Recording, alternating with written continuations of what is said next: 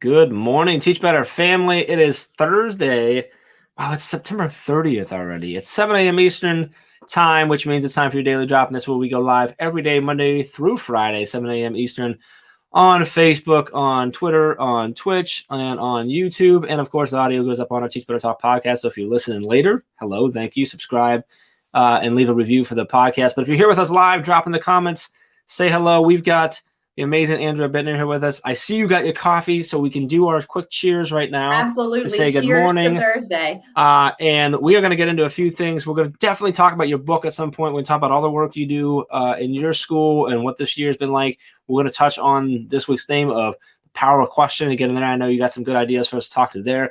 I have really cool good news stories to share a little bit later as well. So we're going to get into it. So grab your coffee, join us, whether you're on the road or finishing your hair or getting dressed or packing stuff up before you head out the door. We're super glad that you're here with us. Love to see you in the comments. We'll be back in about 25 seconds.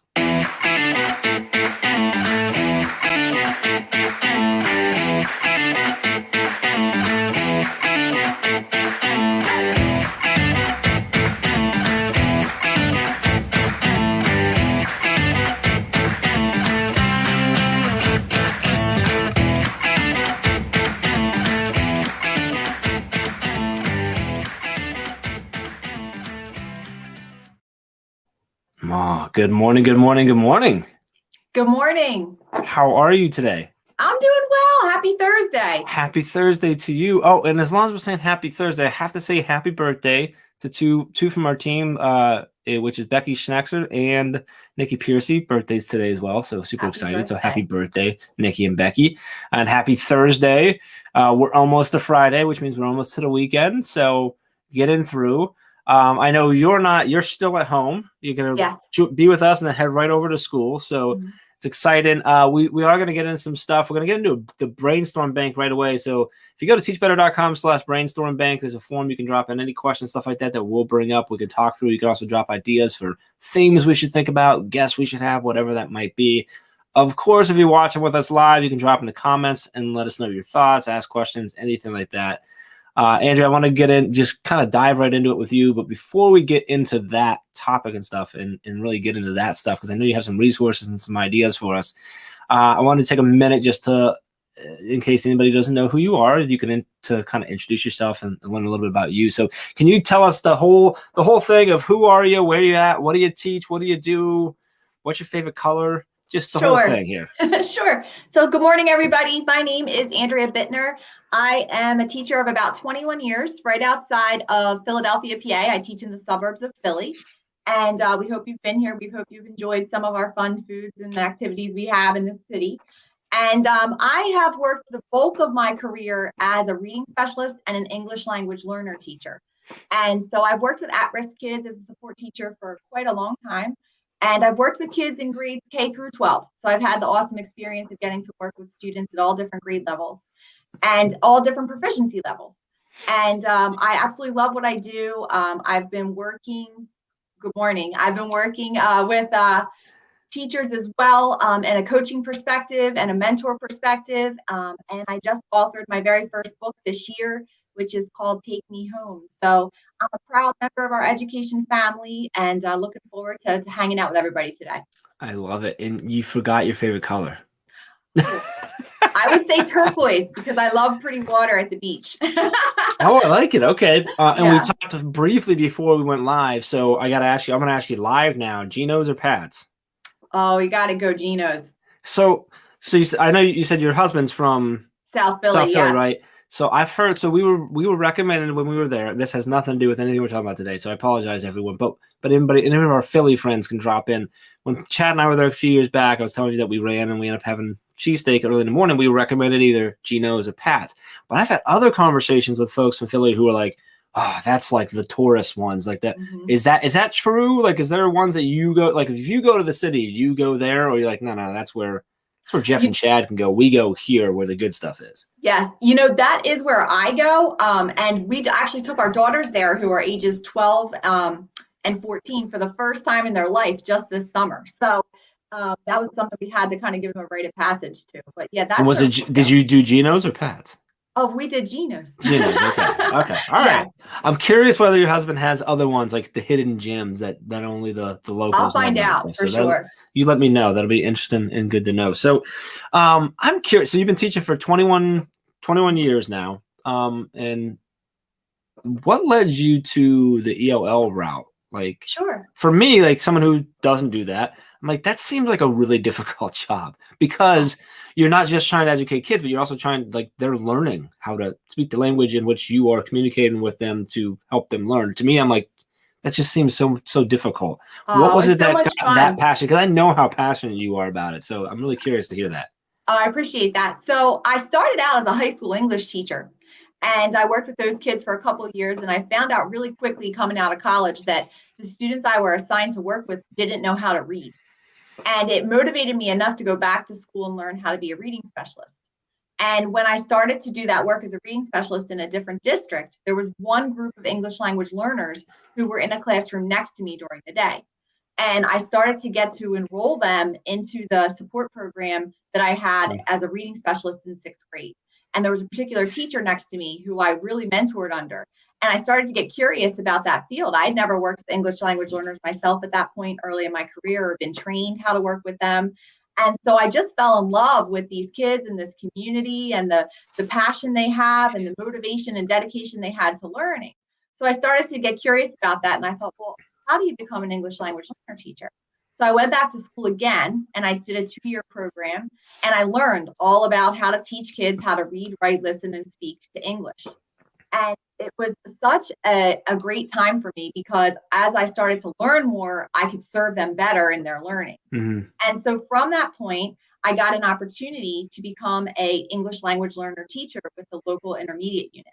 So I left my position as a reading specialist at the middle school, and I started to work for 6 years at that time, part-time as an English language learner teacher because my girls were babies. So I was really fortunate. I got the best of both worlds.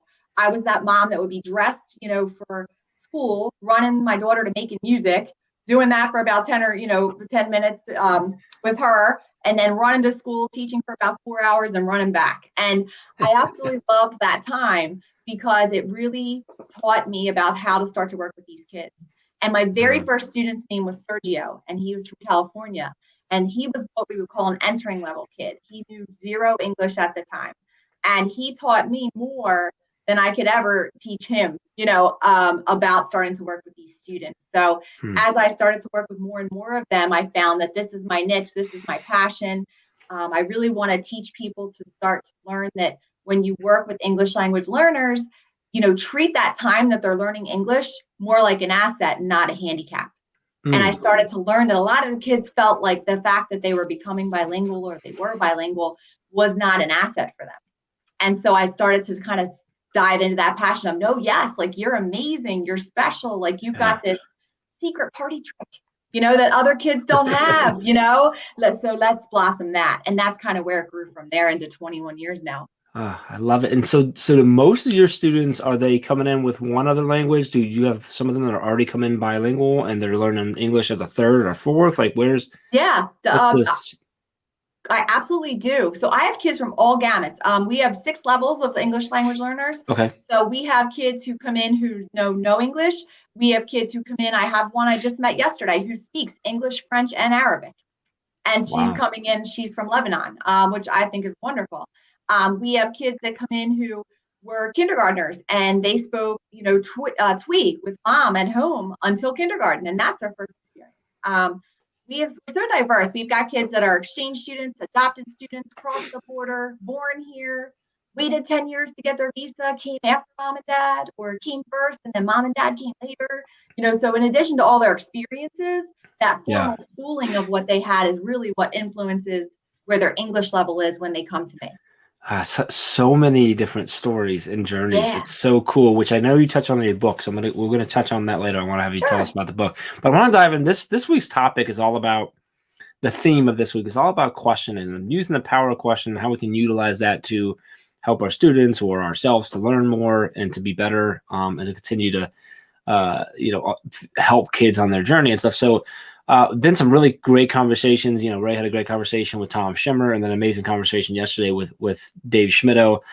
She had me on Monday, but that was just whatever.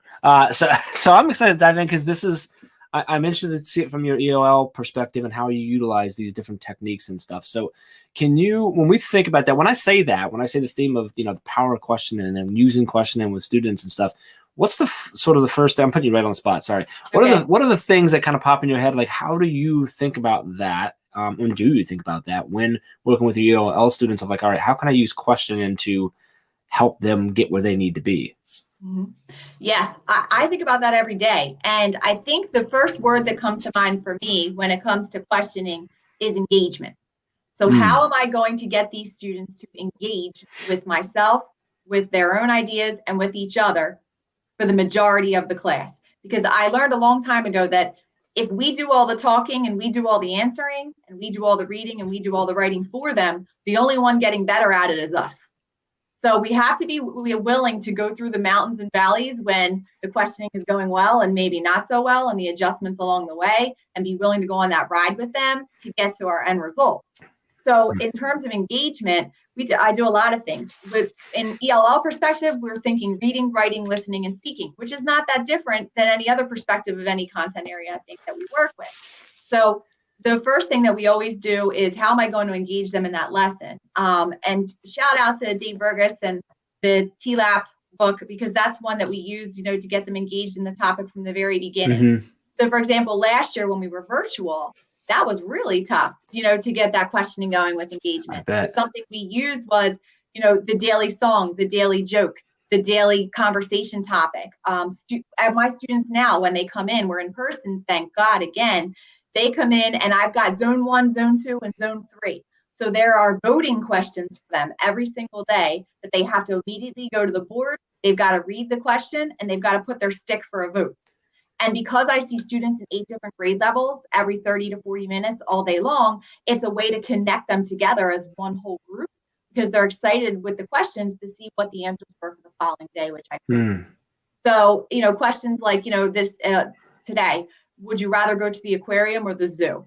If you could travel, would you travel by plane, by train, by automobile, etc.? So I try to connect it to whatever we're learning that day, but it also connects the kids and it promotes reading, writing, listening, and speaking right away, which I like. So that's one engagement strategy I use. The other engagement strategies I use come from total participation techniques, which is how can I incorporate discussion, think, pair, share, movement in the room. We have a lot of kids today that need to move. Yeah. So, are they using partner work for 10 minutes and then coming back together and then having time to think individually with classical music on? So pushing, those conversations and giving kids time to think, discuss, and then come back not only promotes a collaborative environment for them in the regular classroom, but for ELLs who are afraid and anxious to talk sometimes, especially when they're new kids learning the language, it reduces that anxiety level so that they feel more confident, not only in small group, but in large group as well. One of my favorites to use is called hold-ups, if anyone has ever used those. So that's total participation technique, right? How as a teacher can I analyze all the time their answers? So whether every kid has a whiteboard or every kid has an index card, I've seen it done that way. I've seen it done with a yes, no, maybe sign posted across the room where kids are running to different answers, or you could post different answers. How am I involving as many kids as possible so that everybody's on point all the time? So holdups are if I'm in math class and I'm asking answers to questions, everybody writes it on their whiteboard and holds it up. And now I've got to scan real quick of who's got it. Yeah. If it's a discussion question, maybe you've got a chance to write your answer and then hold it up to a partner, and discuss it with them first. So accountability, I think that's the most important piece with questioning is the engagement piece and the accountability piece. Yeah, I love that hold up strategy because one, it's fun. You write in, there's movement, right? But also, like you said, you have this ability now. You can scan and see where everyone's at, and yes. Hey, everyone's got it, or hey, most of my class doesn't have this. We need to revisit this, or hey, there's just 2 to see them off. So now I need to have questions and talk with them and get into that. So can you hold up the other book that you shared and then give us the author and stuff too? I want to make sure that anybody's listening and watching can go check that book out and grab it if it interests them. Yes, it's a Persida and William Himley. They're a married couple. They're professors at Millersville University in Pennsylvania. And this is from years ago. It's called Total Participation Techniques.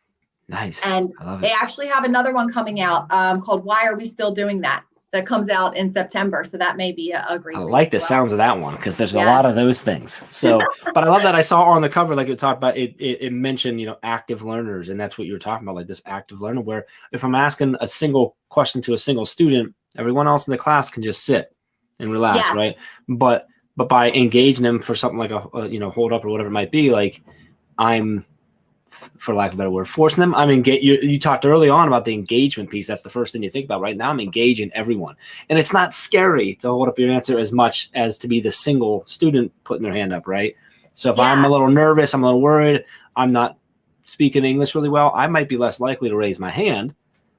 But writing on a whiteboard, I could probably do that, right?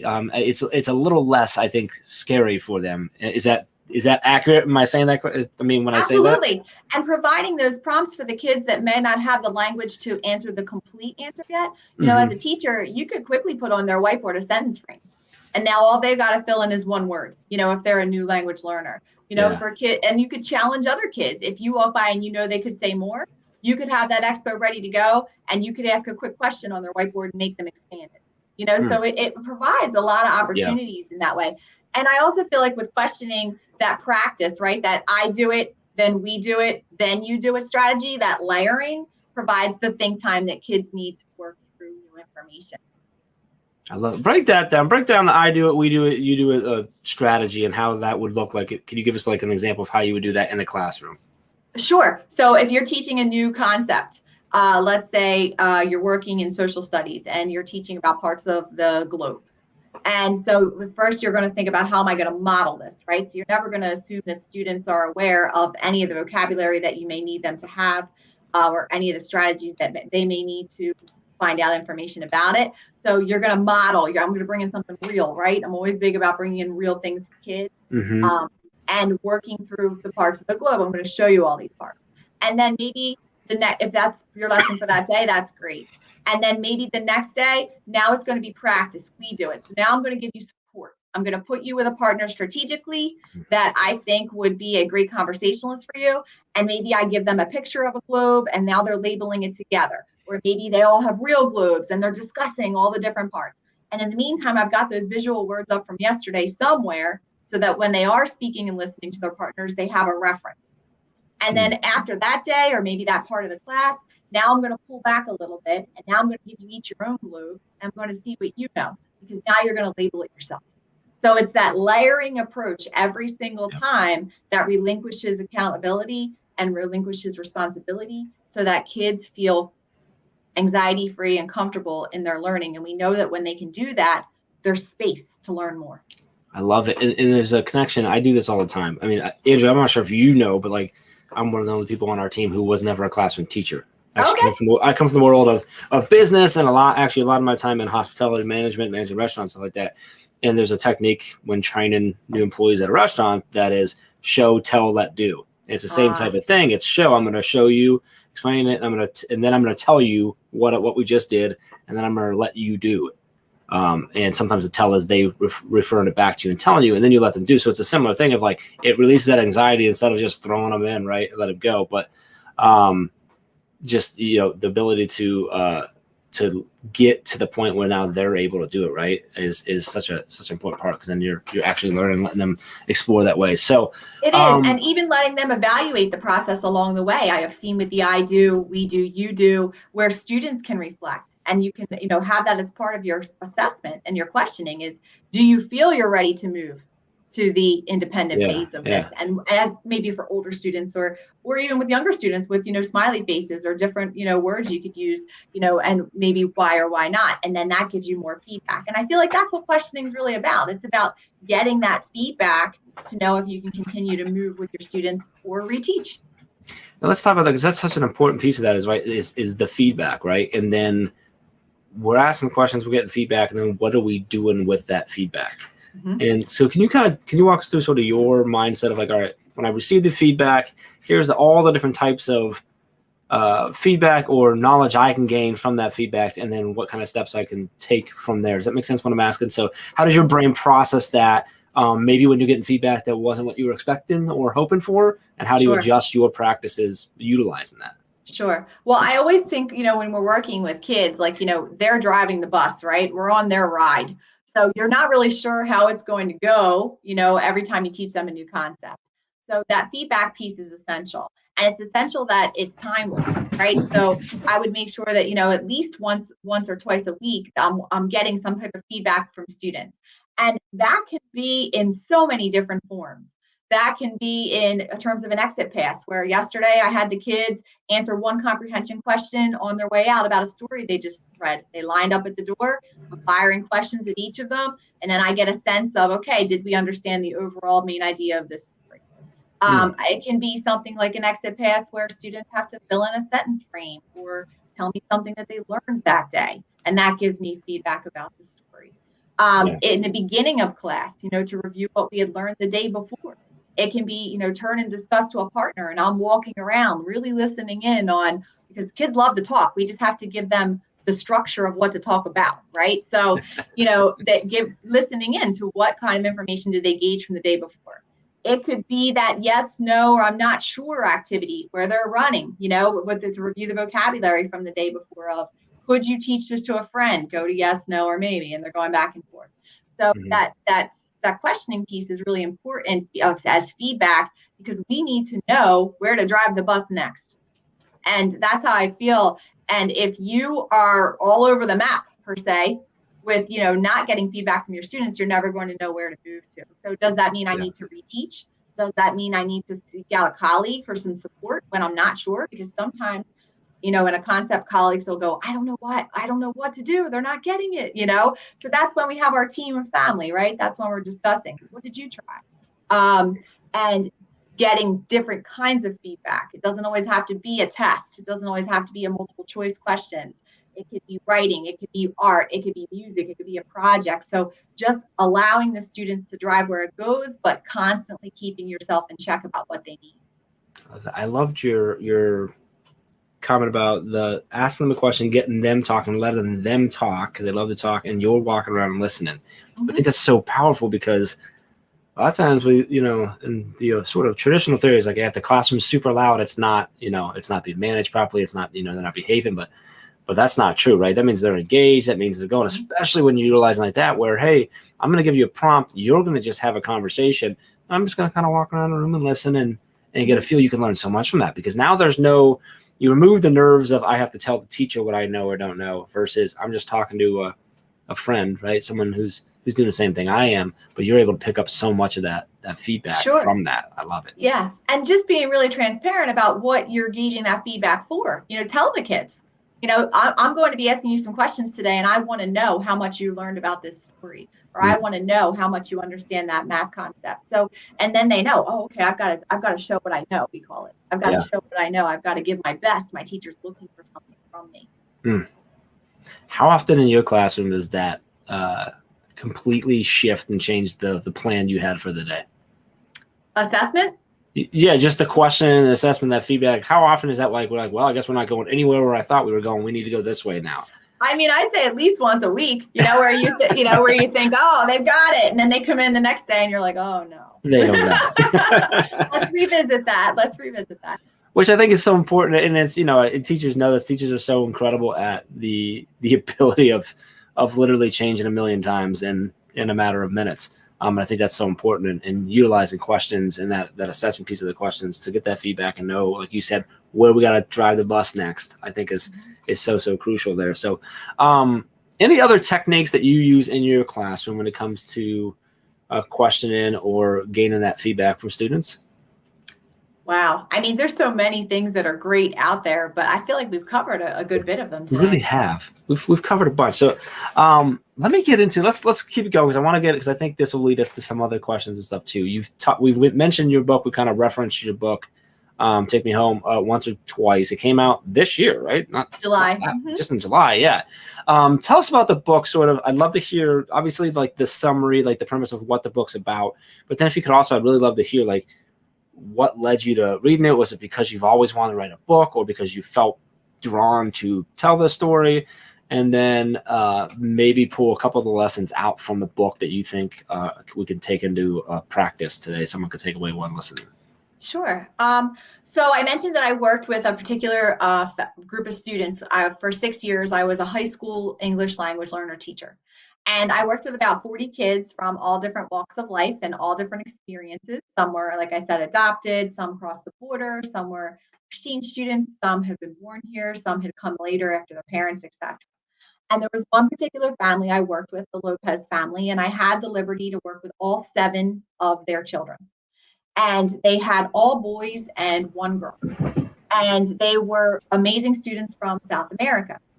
And so I worked with them for those at that time period. And in addition to that, all the other kids from almost every continent on the planet. And I left that position and to go back into full-time ELL and reading. And about a year or so after I left that position, one of my students' name was Nancy. She was the only female in this family.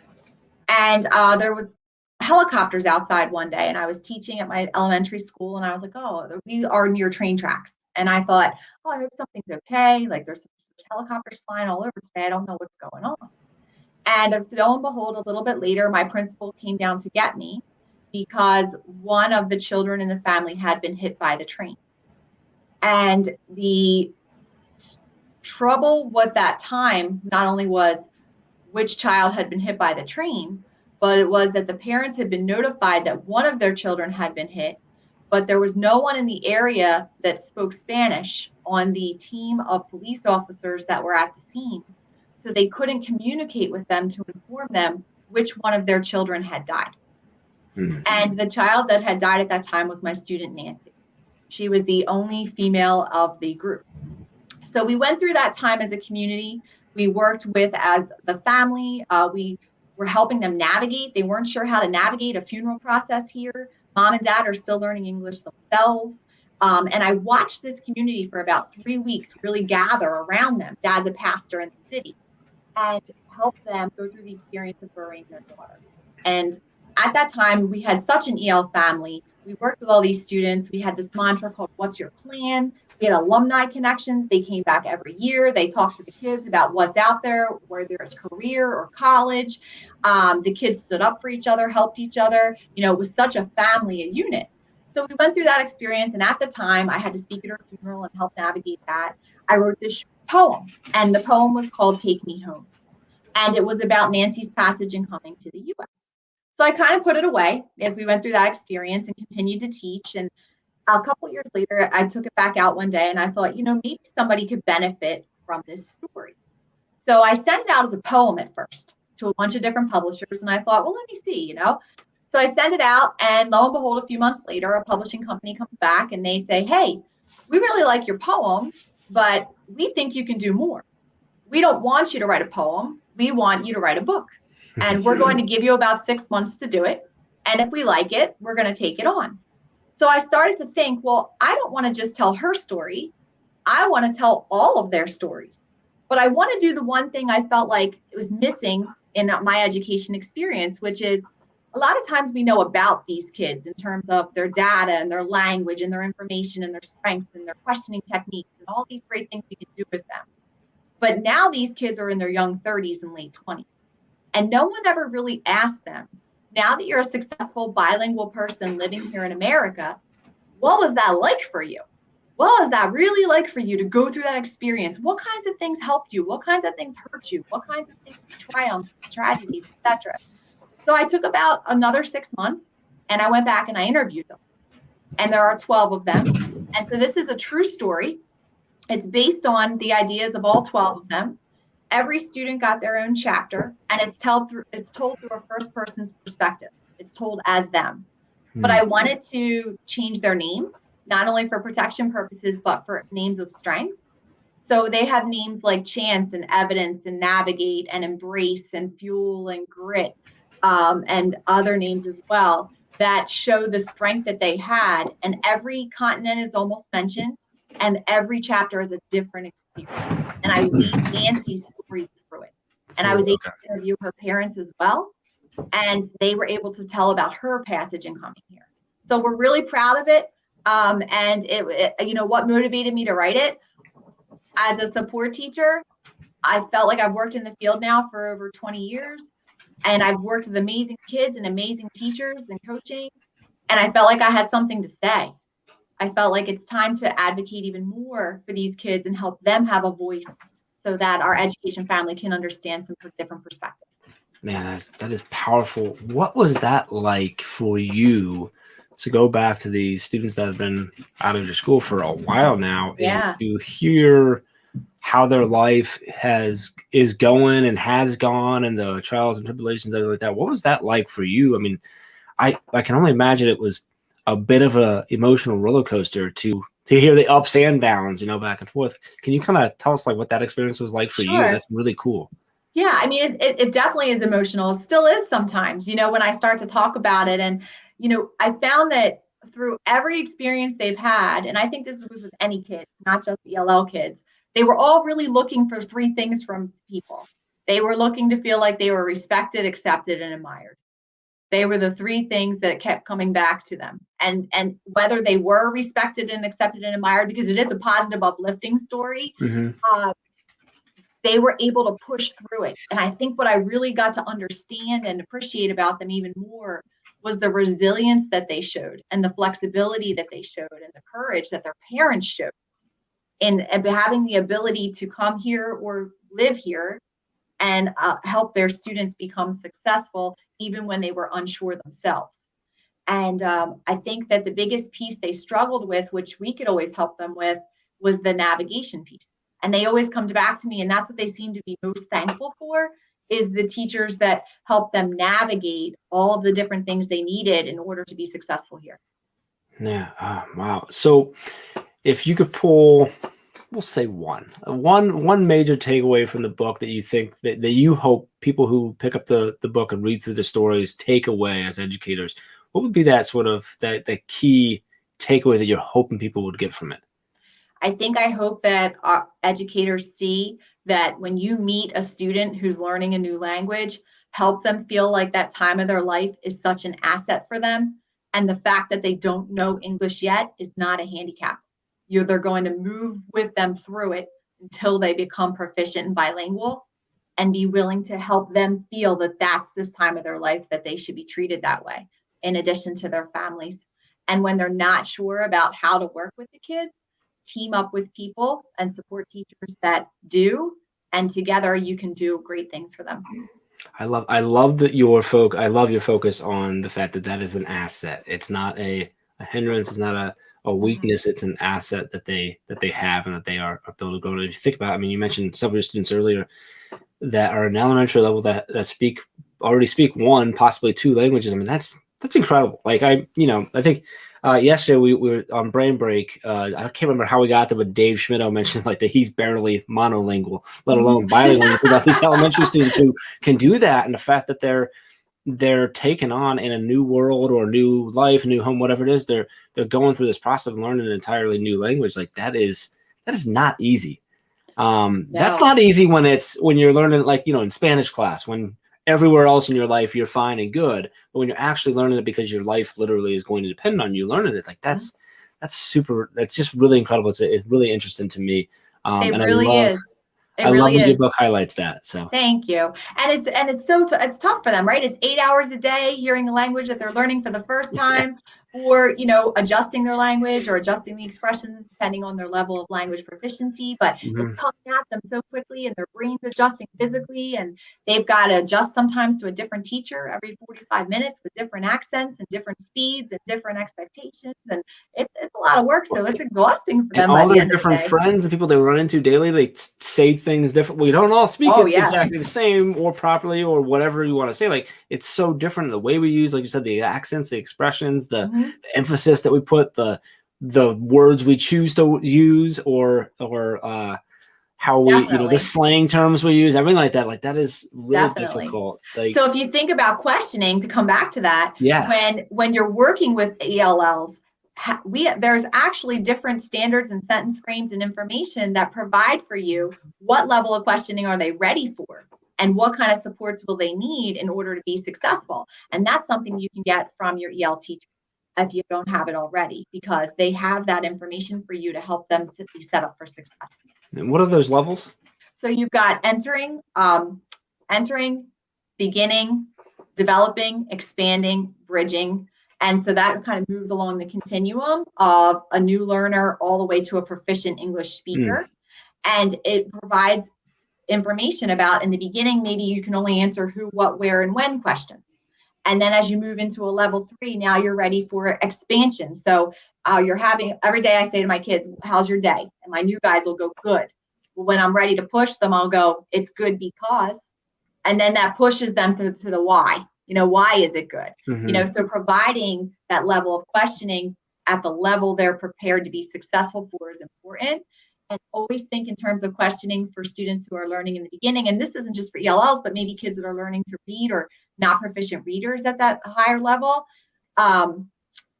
Giving them the opportunity to listen to it on audio, giving them the opportunity to practice with a friend before they answer, giving them those sentence frames that they need in order to feel that success. So just always thinking about what are they ready for and how can I provide support for that with the question. I love that. I'm going to put you on the spot again because I want to sit. You're like on the spot all day. I don't know why I'm saying that because you're here as a guest. But you mentioned you ran through all the different levels and you kind of touched on a couple. Would you mind walking us through those levels of, and maybe if you want to use the example, like going through, you kind of touched on like the start, but then level 3, like how does that progress in? Yeah. And my hope is that people can take this away, like you just said, regardless of whether it's EOL or they're just simply learning to read or they're trying to comprehend anything. I think these levels fit into all of that.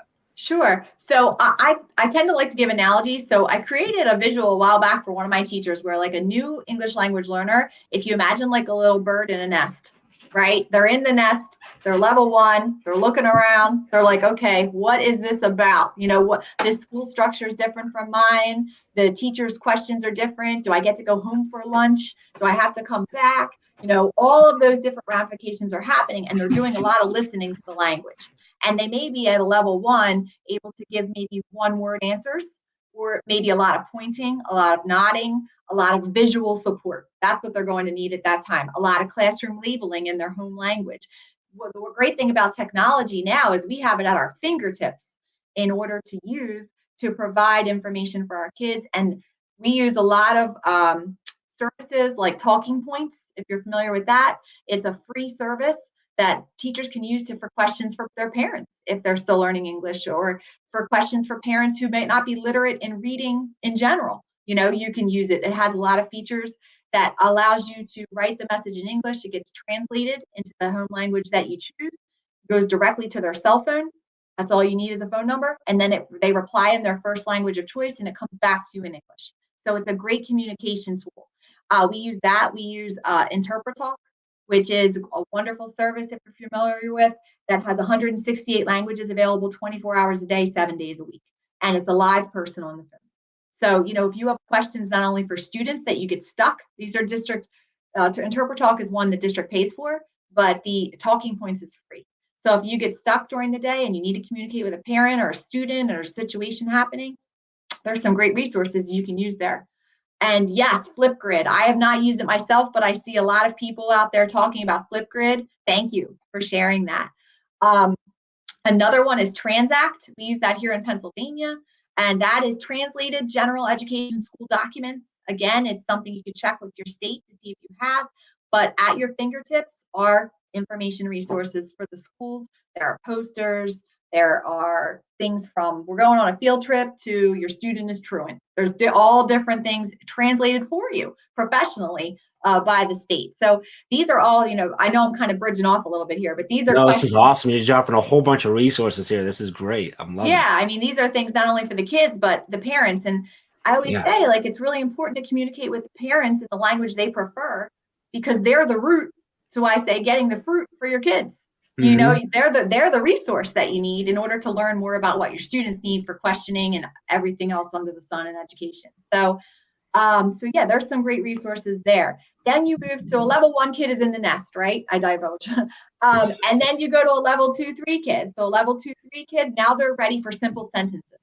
They're ready for who, what, where, when questions. right? So their vocabulary is probably a little bit what I call $25 word level, which is like, they can give you that easy English, that repeated English, that predictive sentence.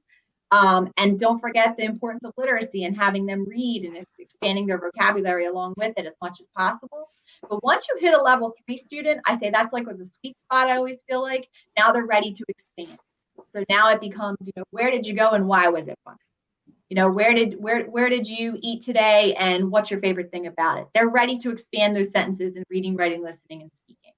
And then from there, you go into your level 4+ students who are starting to become more proficient in English. So all this information, is great. And it's important that you ask a lot of questions, speaking of questions, when you get your new students. So where did they go to school? Did they have formal schooling? What did their school structure look like? Who's here with them in the US? Were they born here? What resources are they going to need?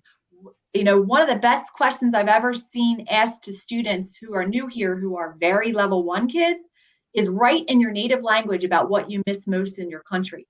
Mm-hmm. And even if they write it in a language you've never seen, you can look for predictable patterns to know how strong of a reader and writer they are in their first language.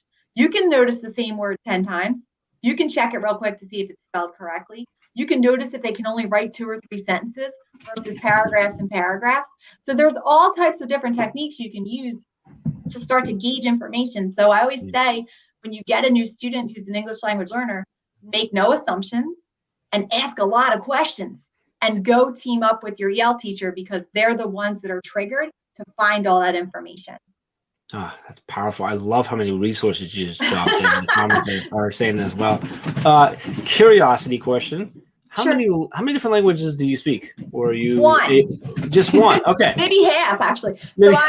So I speak Spanish enough to get by, and I had to use it because I traveled to Salvador 3 times. And I went down there to work with a school that one of my parents here had asked me to help. There was a school in Salvador who had no computers. They'd never seen technology. And they were in what I call the beautiful dirt roads and dogs area of a jungle. And that's not what Salvador is. There's so many different areas, right? There's cities and country area, and it's a beautiful place. But the kids were learning to type on paper keyboards that they had made out of cardboard with a screen of a picture they had drawn and a paper keyboard. And so this one member of the family, he said to himself, down in Salvador, who can help me bring these kids computers? And he said, oh, Miss Bittner can help me bring kids these computers. So long story short, I had to prepare Spanish because I had to go down there. And I finally got that experience of what it feels like to be somewhere where you have no choice but to speak that first language. And it was nerve-wracking. And I laughed my way through it. I was there for a few weeks. And we were able to send those kids 15 laptops, 2 printers, all different kinds of paper. And they were able to build a brick area added onto the school to house the computers, because they were such a commodity, and hire a security guard to protect them. And so when they got the computers, it was funny. They actually said, Obama sent us computers, because at the time it was President Obama. And the dad was like, no, Miss Bittner and the team sent you the computers. And it was great. So anyway, yes, I speak some Spanish to get by, but other than that, I've been trained, just like everyone here trains for their different content area, how to read, write, speak, and listen, and teach someone the English language. That's super cool. That's a cool story. It's a great story, though. What a fun adventure. Yeah, it's fun. And eye-opening, I'm sure, in so many ways. Very, very cool. And like you said, you got to have that experience of being on that end of it, which is, I think, something that's hard to imagine if you've never done it. Like, I've never done that, and I can't, like, I can sort of guess, but I'm like, I don't know what that's like. Like, that's really hard to, like, imagine, like, not being able to communicate. Speak. Like, that's really tough to do. So it is. Yeah, it's limiting, right? It's almost like being masked. It's like being masked. It's limiting. You can only have so much you can say. Yeah. And then that's it. Yeah. So you walk around kind of in this state of confusion and trying your best. And I would get that headache at the end of the day from hearing Spanish all day, and then being like, okay, I need a break, So I always say that if we don't use these questioning strategies and we don't allow that engagement piece, in any kid we work with, like you're masking them for life in terms of communication skills. And that's what we don't want.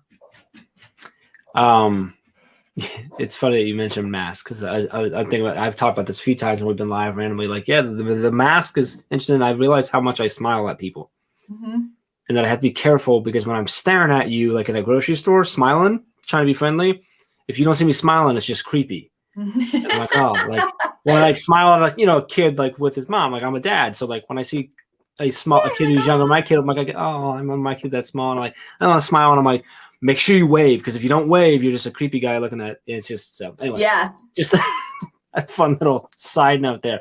All right, awesome. So I'm loving this. I love how many resources you have dropped for us today. This has been really, really powerful, really cool. I want to get into the next segment here we have there. We're going to drop some good news for you. I got a cool good news story that I want to share and see how we can maybe bring that to our students and share with them. Are you ready for some good news?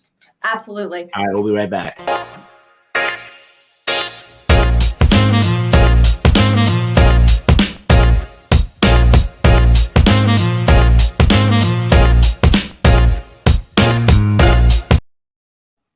All right, welcome back to Daily Drop-In, where we're live every day, Monday, Tuesday, Wednesday, Thursday, and Friday at 7 a.m. Eastern Time on Facebook, Twitter, Twitch, and YouTube.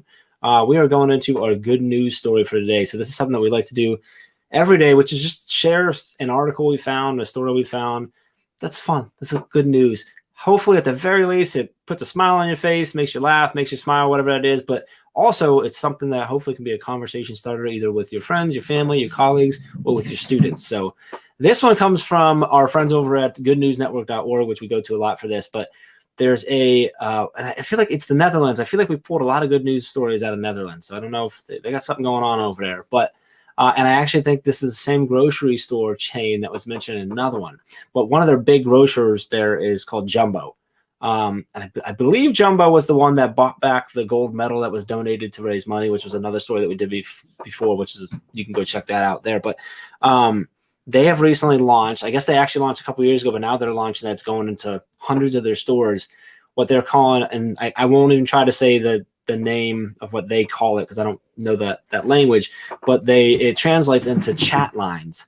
So their chat out lines, their chat lines at their checkout lines in their stores, where there's lines that are marked and they're meant purely for, this is a line that you're going to go slow through because it's focused on, yeah, we're going to ring out your groceries, but you're here to have a conversation. And they're doing it as part of a larger initiative with their government to try to combat loneliness amongst elderly folks, because a large portion of the population is 75 plus years old, and they realize the loneliness leads to depression, which was actually lead into a lower mortality age, and they're trying to combat this and trying to do this. And it was a really cool story on just a lot of pictures of people just smiling because maybe possibly as you get older, if they don't have as many loved ones around, they're not close to family, they're just lonely, they like being social. Something that they do is go to the store still, right? So now they have this opportunity to go and sit, and the people that are there at the chat out line and lane are there excited to talk. And they said that what's been really cool on their part from Jumbo is that they're actually having trouble because so many of their employees want to be in that line. They want to be there. They want to have the conversation. It's just a really cool story of a big organization that obviously needs to make profit and has a lot of things to worry about, doing some good, connecting with the government, trying to do some good work. And I think it shows also they've seen such a positive response. It kind of shows the power of conversation, the power of just friendliness. And so that's super cool. I think that's really neat. I wish we had those here. I think we're going the opposite way here in the States. We're like, let's see if we can get through faster and no one in the checkout line. So, which is great in a lot of ways. And they have those things too and whatever. But I would love to walk into my store and see a chat line. I'd get into it every time, I think. So thoughts on that? Like, what do you think about that? And how can we take that story and share with our kids or with our colleagues? And I guess for you also, Andrea, would you go to the chat line or would you avoid it? I would. The one thing I think about that's great about that idea is it's allowing people to learn more about each other. And conversation and communication is what helps expand our view of the world. And I think just like picking up a great book, you could get lost in that. You can get lost in a great conversation with people that you've never met before. And I think it'll break down a lot of barriers of assumption. We never know who's going to be in that chat line. and you never know what kind of cool story you'll learn that day, and maybe it'll help you appreciate your life even more. Oh, So, boy, yeah. Wow, yeah, what a so, great take on that. Like, I yeah, was just like, oh, this is cool. You're like, nah, this is going to break down barriers and have like lasting impact. I yeah. love that. I That's would super, definitely check it out. super cool. So speaking of good news, one of the other things that we do here, and shout out to Rachel and Bella who put together like this massive list of like every holiday that I can possibly imagine on every day. And Ray has done such an amazing job most days going through them, because some of them are very unique, and there's been some days where she's got like 10 holidays to talk about. We only have 2 today, and they're both like regional holidays. But the one holiday is National Love People Day. Oh, nice. Not 100% sure what that is, but it sure sounds like a good holiday of just loving people. And I think it connects with this idea of this chat line and just taking the time to spend time with people and learn people and like you said, break down the assumptions and things of that nature. It's also International Podcast Day, so celebrating podcasts, which obviously we love. So if you listen on the Daily Drop on all the podcasts on the Teach Better Talk podcast, happy National Podcast Day, all my podcasting friends. So if you listen to podcasts, you like podcasts, today would be a great day to drop a review, drop a subscribe, share it out with your friends, and celebrate those creators and the value that they're trying to put out in the world and stuff too. So happy National Love People Day and National Podcast Day. So yes, happy both. Absolutely. Great. So Andrea, as we get ready to sign off here, I would love for you to share with all of us. So how can we connect with you? How can we continue the conversations with you? Where's the best place to go? Where are you most active on? Give us all of that info. Sure. So you can follow our journey in a couple different places. On Twitter at Andrea Bittner Books, and same for Instagram, are active on there as well at Andrea Bittner Books. And we also have a Facebook group specific to Take Me Home right now, and that is on Andrea Bittner Books as well. Tell us about that group. What's going on in the group? What's the focus of the conversation and kind of the value that's going on inside there? We've had some great conversations. So we've had a ton of great feedback from readers all over the country, teachers, ELL students, directors, immigration centers. We're about to be added to 4 different universities for their education curriculums.